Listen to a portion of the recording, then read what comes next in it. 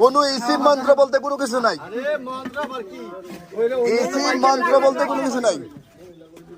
আসলে তন্ত্র মন্ত্র বান জাদু টুনা কুচুরি কালাম এগুলো হচ্ছে ফেক, মানুষকে প্রতারিত করে। ঠিক আছে, এগুলো আমাদের বিশ্বাস করা যাবে না। সাপের কোনো তাবিজ নেই, সাপে কোনো গাছ মানে না।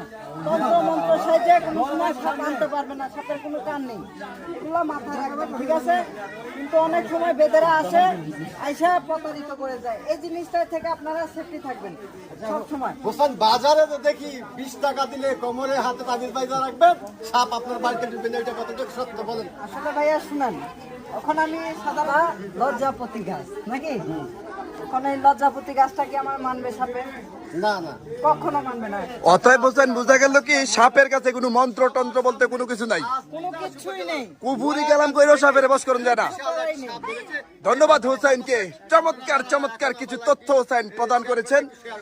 আপনারা যারা ভিডিওটি দেখছেন আসলে সবাই একটা জিনিস মাথায় রাখবেন, আসলে আমাদের সব সময় বেদেরা আসে কাপড়ের ব্যাগে করে সাপ বাইন্দা নিয়ে আসে। ঠিক আছে, আগে একবার এই কথা বলে আমাকে ঢাকা কামরাঙ্গি চলে ছিল সালাম রোড 5 তলা বিল্ডিং এর সামনে, ওইখানে নিয়ে আমাকে সাবান এক বেটুনের ভিতরে আটকা নিতে হয়েছে। ঠিক আছে, সেখানে আমার উপরে টর্চারিং হয়েছে।